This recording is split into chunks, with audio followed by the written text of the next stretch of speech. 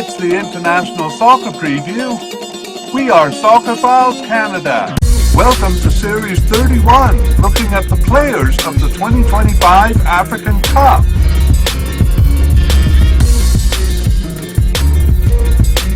This episode is looking at the players of Comoros. Part 1, the candidates.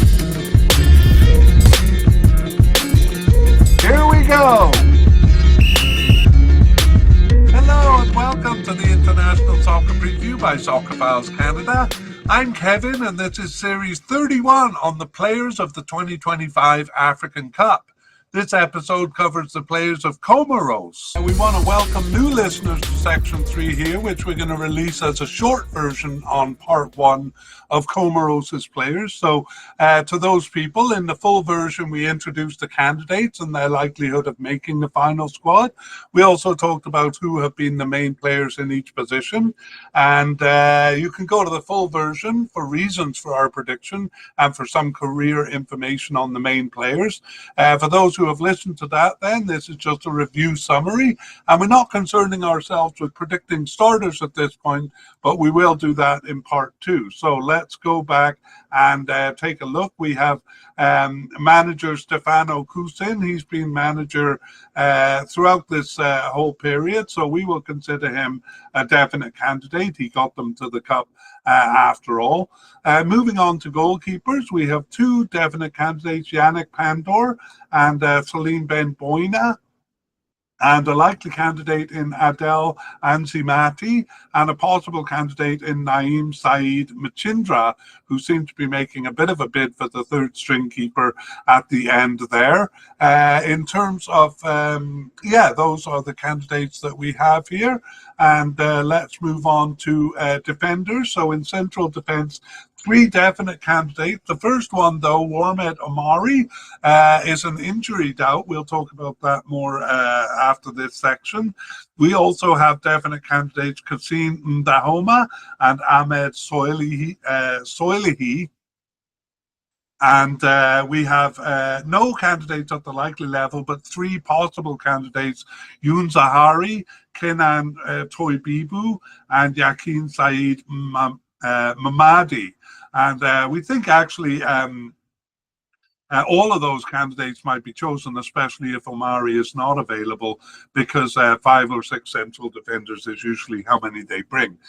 We also talked a little bit about retired candidate or retired player Najim Abdu, who was captain of the team the last time they were at an African Cup. In the left back position, we have two definite candidates, Ismail Bora and Abdel Hakim Abdallah, often called Hakim Abdallah. And one at the likely level, though he doesn't really start, Remy Vita. He'll probably be on the bench.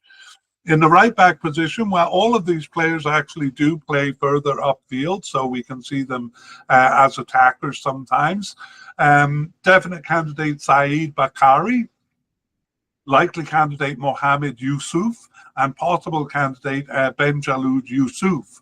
We have two possible but unlikely candidates. They are Akim Jaha and Abdallah Ali Mohammed, and then a retired player there, Kassim Abdallah, was on the squad in the previous African Cup. That was in January of 2022, so quite a while back, but now retired.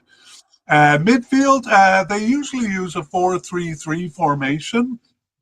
They don't often use formations that have specific defensive or central midfielders, but generally we find, even though it's a 4-3-3 formation, the ones who play left and right midfield are the same ones who we might find in the middle. So just a big kind of clump of players here defined according to their designated positions. So designated as defensive midfielders, we have Yassine Bourhain and Iyad Mohammed. Those two are definite candidates, none at the likely level, and then a possible candidate in Ramain Dow, and possible but unlikely Rafadine Abdullah, part of the played 3 of their 4 games in the previous African Cup, but now seems to be off the squad.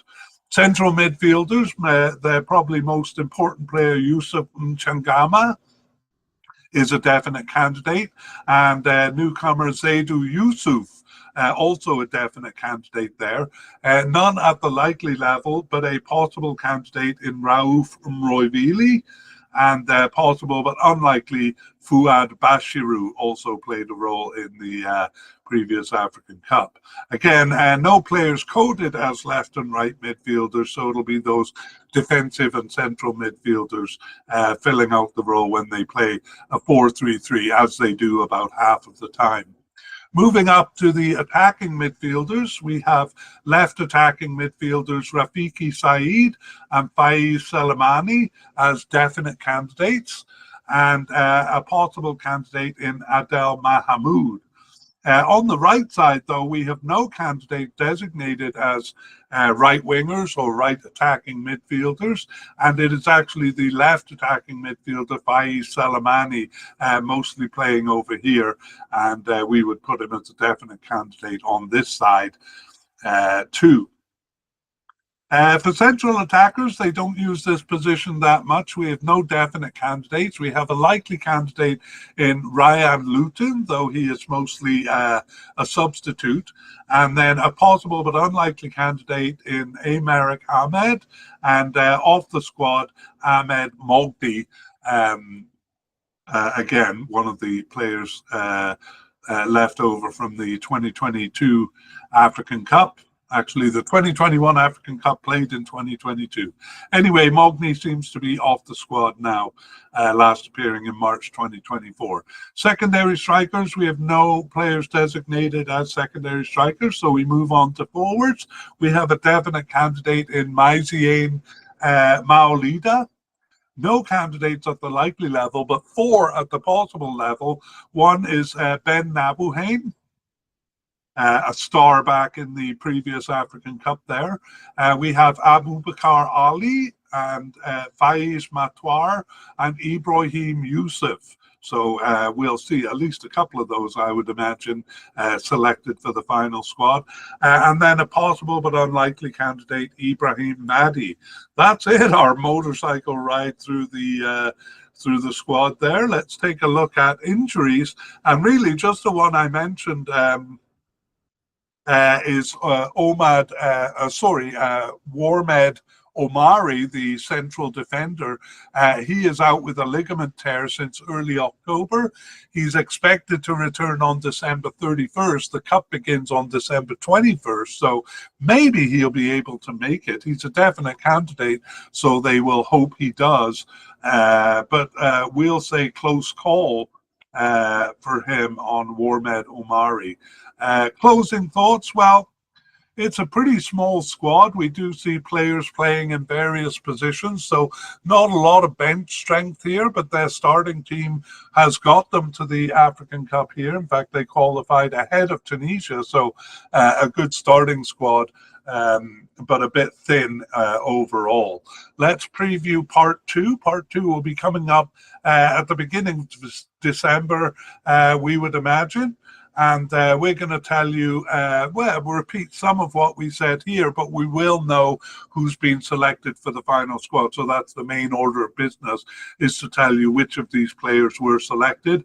We'll talk about any notable non-selections, any surprise inclusions, and any new players. I really wouldn't be surprised to see a couple of new players. We'll update that injury on Warmed Omari, and tell you of any other injuries that have happened. And the other main order of business in part 2 is we predict the starters, the players who we think will start. So that brings us to the end of part 1 of our look at Comoros' players, and we hope to see you again in part 2. We would like to thank Pixabay and Cold Fingers for the wonderful music used in this mediacast. The title of the piece is Eid Mubarak.